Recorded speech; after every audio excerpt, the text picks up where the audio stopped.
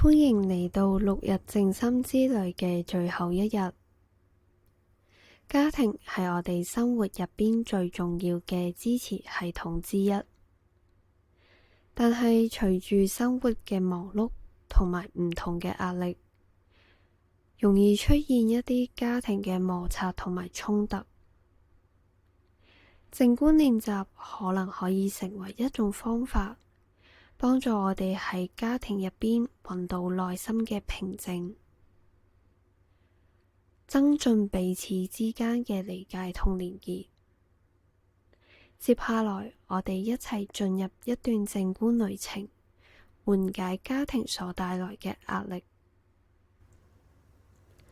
首先，揾一個舒服、安靜嘅地方，可以喺屋企嘅一個角落，或者任何一個令你感到放鬆嘅空間，確保呢個地方可以讓你遠離外界嘅干擾，並且係適合靜觀練習嘅。揾一個舒服嘅位置坐低，保持背部挺直，肩膀放鬆，雙手慢慢自然放喺大髀或者係腹部上。感受一下身體嘅重心，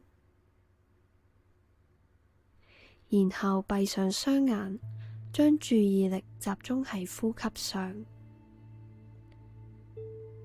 慢慢吸氣，感受空氣進入肺部；慢慢呼氣，釋放身體嘅緊張。吸氣，呼氣，吸氣，呼氣。每一次嘅呼吸都可以帶俾我哋放鬆。由頭到腳，注意身體嘅各個部位：額頭、眼睛、肩膀、胸部，再到腹部、腳部。想象一下，每一次嘅呼吸都可以帶走一啲嘅緊張。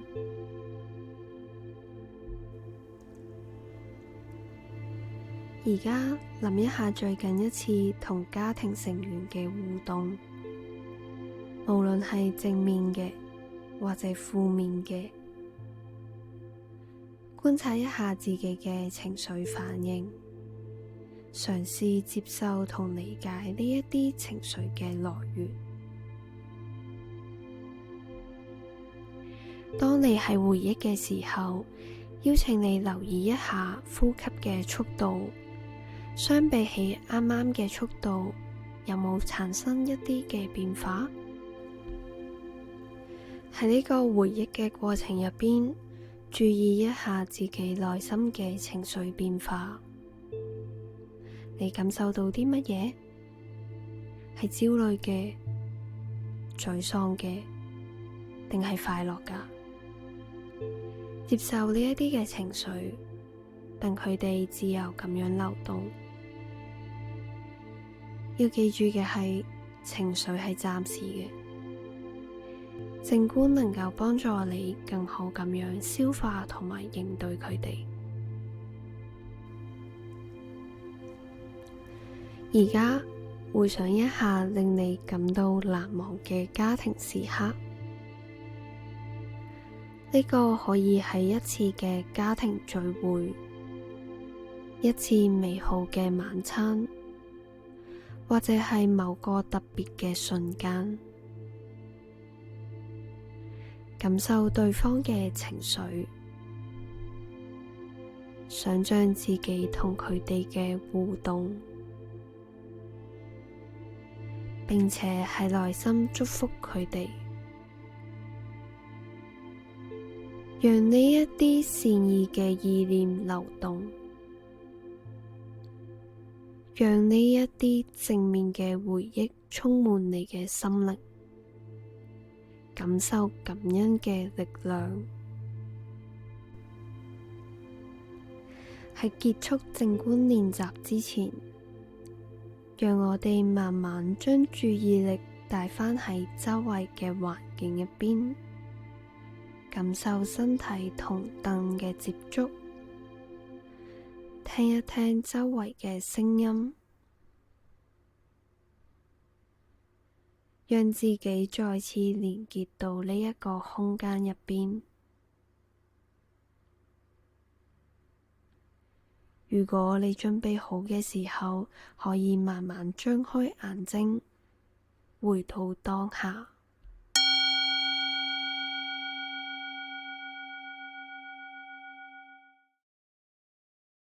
將靜觀嘅意識帶入日常生活中。喺同家庭成員相處嘅時候，隨時保持對當下嘅覺察，能夠增進彼此之間嘅理解同連結。無論喺日常對話或者互動中，嘗試用靜觀嘅方式去感受同理解他人。要記住嘅係，靜觀嘅過程唔係追求完美，而係一種同自己同他人連結嘅方式。